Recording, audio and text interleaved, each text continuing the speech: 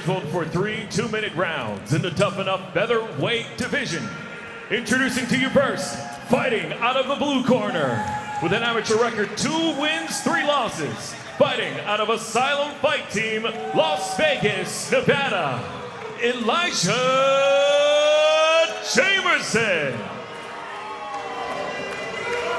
His opponent stands across the cage in the red corner with an amateur record 1 win, 1 loss, fighting out of Freestyle MMA, Las Vegas, Nevada, Kenny Hale. Your referee in charge of the action inside the cage is Chris Tione. Chris Tione, one of the good guys when it comes to reffing in mixed martial arts. Not that there's any bad guys, but Chris Tione, a fantastic dude, Mahoney. We got 3 2-minute rounds in front of us if it goes the distance, of course, in our first fight. Nowhere near that. Will we actually see a round 2 tonight? There's no promises here at Tuff. Those cage doors are closing right now, Dave. The excitement is building, and I am here for this fight.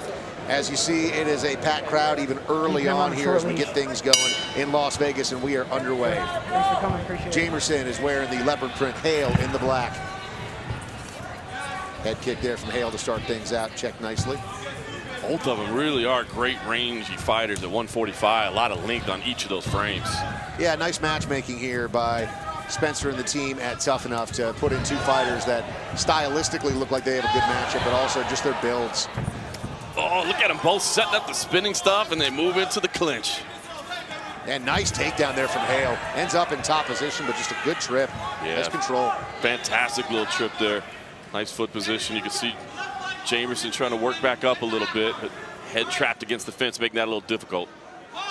And Hale trying to create some distance here so he can rain down some punches. Jamerson doing a nice job tying him up. The thing is, when you go to the ground in Tuff-N-Uff, right, you've only got 2 minutes to work, so it's just not a ton of time. Coming up on the 60-second mark here in round number 1, and Hale again trying to separate so that way he can rain down some weather, Mahoney. Chris Tione keeping a close eye on this fight. You talk about the experience level of these athletes again, but how great is that? I mean, you've got referees that are refereeing in the UFC the next night, you know, helping you out. Yeah. It's man, it's great. The safety of these fighters, take care of everything's handled properly. Such a great organization. It has been missed over the last 2 years. And the hiatus has been tough on everyone. And think of you're a young fighter, right? And you're waiting for your opportunity, and it was right there saying March of 2020, and the next thing you know, it's just gone. You're shelved for 2 years. You got to think that these fighters really are very grateful for tonight, just like we are here in this commentary booth, to be able to see these young athletes with an opportunity to change their lives. And listening to Hale's coach, he is yelling out instructions, telling Hale to keep his head on his chest, rain down some blows, score some points near the end of this round. Smart work. You know, he's been in top position, but hasn't had a lot of chance to do damage. Jamerson did a good job of tying things up, but you got to think that's a round in the book. Stay busy right until the very end. Yeah, nice work by Kenny Hale. I mean, early on, we saw them scrapping, and it was very close, right? And then Hale said, all right, I'm going to go for the clinch. I'm going to go for the trip. He got it, and then controlled the entire rest of the round. And even though Womack did spend a large portion of that round on his back, really didn't take much damage. No, he did a good job of tying things up. I mean, not enough to score points for the judges, but at least in terms of self-preservation and readying yourself for round 2 and round 3, looks to be in fine condition over there in the corner. Not taking deep breaths at all. So what are you doing here, John? If you are Jamerson's corner, what are you telling him? I mean, you can't go to the ground again, right? Definitely not. Don't want to be on bottom. You can see he got kind of stuck there. It looked like Hale does a good job of top control. Definitely want to try to keep some space. I saw him as he was warming up, as he was coming into the cage, just throwing a lot of capoeira kicks, a lot of spinning strikes. So maybe try to throw one of those, but be careful that you don't get clinched in and pressed up. So we are going to see a round 2. Not in the first fight. In this one we do.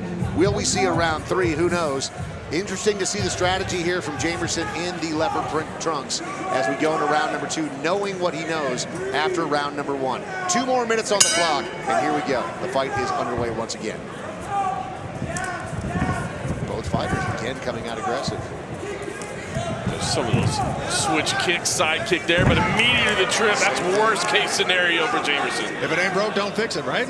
Yeah, I mean, Kenny Hale, young in his career, right? 1-1, goes for the trip again. Let's see, Jamerson's trying to get those hips out, but so far, like you mentioned, John, just a moment ago, Hale doing a nice job with top control. Yeah, he really is. You can see the hands clasp around the body right now, really maintaining that position. Now, not doing anything in terms of striking and damaging, but controlling. As you mentioned earlier, man, when the rounds go that fast, this type of top control can be very beneficial in the eyes of the judges. And pushing Jamerson back up against the cage and happens to be his corner so he can hear his coaches call out the instructions and get another set of eyes on what's going on from a different angle. Couldn't be in a better position. Less than 70 seconds left here in this round. Again, just want to emphasize how quickly these rounds go, especially if you're on your back and you've got somebody on top of you. There's just not a lot of time to work out of these positions. And Hale now has moved to side control almost. He's got the half mount, and now he's starting to create a little bit of separation, John. I think he feels very comfortable right now. He's been able to hold him down for the majority of 2 rounds at this point. Now it's time to open up a little bit. You see Jamerson holding onto the head there, trying to prevent that. But yeah, Hale wants to capitalize here. Posture up, take some chances. You've shown that you can maintain that top position, but I like this. Standing up, trying to pass the legs here, looking to do something different. Do a little bit extra. Maybe try to work towards a finish rather than just controlling over the course of 3 rounds. He'll be a little bit more active in the second round, you know, passing that guard pretty easily this time and last time. So the final 20 seconds here of round number 2, and again, it's all about this top control for Kenny Hale. Jamerson, no answer for it on the ground so far. Final 10 seconds of round number 2, and Hale doing a nice job just peppering away. Nothing where he's risking his position, just doing a great job peppering away, getting those points. And there's the bell. Round number 2 is in the books. Just a smothering round by Hale. It really is. Clearly another round in the books for Hale. It's 2-0 at this point. Jamerson's got to do something different. He's got to make a change. Can't find himself back in that same position again because it's just shown, unfortunately, if we're being honest, an inability to get out of that position. He scrambled late there to try to get something going, but just couldn't get back to his feet, couldn't get away. And you just can't allow that to happen if you're in the 3rd round once again. Yeah, I mean, if you are Jamerson's coaches right now, you have to tell him to avoid those kicks. That's it, you know, because it's going to get you taken down, and you got to stay out of the clinch. There has to be a sense of urgency because Hale didn't take very long to go to the trip this time around. No, he knew exactly where he wanted to go and had no problem executing it right. The challenge here is, does Elijah Jamerson have that one-punch knockout power? Because he's going to have to. If he wants to walk away with a W tonight, he's going to have to get a finish in this 3rd and final round. Yeah, and it's hard to do, right? I mean, like you said, especially when you eliminate kicks, even just to set up that big shot. So will be interesting to see the strategy here from Jamerson in this 3rd and final round. Same thing from Hale. Will he just shoot right in and go for that trip again? 2 more minutes on the clock. Let's get some answers. Touch of the gloves, and we are off. You can see Hale using those kicks to kind of close this. Look at set up the spinning hook kick. He's throwing everything. He knows he's got 2 rounds in the books. So let's just have a little fun out here in round 3. Yeah, Jamerson keeps like trying to feint him, and Hale is just cool as a cucumber, man. Very impressed by Kenny Hale tonight. Yeah, stoic in there, not reacting to anything. And look at this, driving in, easy takedown. That's how I put my 2-year-old son to bed, just laying right on down. He took it down right into full mount, though. This is a good position for Hale to be in. I like it. He's got that arm pin there, thinking about maybe a submission here. Oh, he's going to go for the crucifix. Jamerson doing a nice job of getting out of that, but man, yeah, Hale is just wanting to finish this one off emphatically. He's got a firm out. You can see Jamerson trying to slip out the back door there, trying to invert and roll out. But Hale doing a good job of staying heavy, tightening up the knees a little bit to prevent the pass out, landing a few punches. And look at that, even as Jamerson bucks, Hale's able to just settle back down. Yeah, he's trying to use that cage to bridge up, and it's just not working. And now Hale's doing a nice job just threading those punches right through those arms. And this could be it. Chris Tione right on top of the action saying, fight back, fight back, fight back. That is the end, ladies and gentlemen. Kenny Hale, finish number 2 of the night here at Tuff-N-Uff. Just a dominant performance, Mahoney. Been a couple years since we've seen him inside the Tuff-N-Uff cage, and he looks better than ever. Obviously took that time and improved a whole lot. I love it, man, because listen, it was control. He clearly was on his way to winning a judge's decision, and there's nothing wrong with that. But those finishes, that's what the fans want to see. That's what the executives at the next level want to see. They want to see that you're finishing fights. So I love the fact that, hey, he established that control, then turned it up in round 3 and got the job done. And John, we talked about it before the fight, the importance of challenging yourself against a tough opponent, right? Elijah Jamerson is a tough opponent, but that was a dominant performance from Hale. Really was. He looked fantastic. That's one that you really think, hey, I leveled up a little bit. Yeah. I'm ready to step things up a little bit further. Phenomenal performance. Very, very impressive. And you mentioned, Mahoney, the composure that he had in there was incredible. For a young man, and just the variety of striking and wrestling that we saw. A little bit of everything from this young man tonight. Let's take a look at the replay, some of the action here from the fight. As you see, this was the story of it, right? Just Kenny Hale in top position. This is obviously the end of the fight here, as Chris Tione is telling him to fight back. He's not able to, but Kenny Hale did a great job of getting the finish. Like you said, John, that's what everyone that's sitting in the crowd wants to see, everyone watching on beIN Sports Tonight wants to see, and of course the executives as well. You had a great point earlier, Mahoney.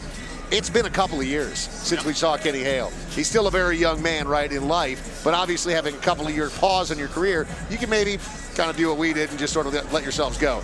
Not this young man. Well, he went out there and did it.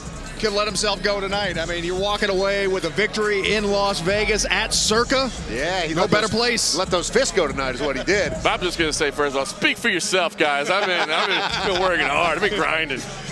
You can't see it right now. John Morgan is chiseled. All right, here we go. Justin Bernard in the cage with the winners.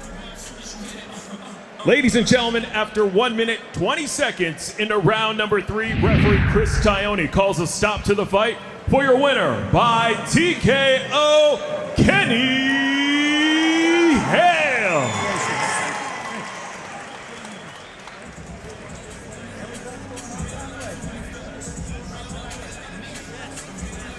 What a great night for Kenny Hale. Has not missed a step in the couple of years that he has been away, taking a much-earned bow tonight inside of the Tuff-N-Uff cage. We got the ladies coming up next. This is Tuff-N-Uff on beIN.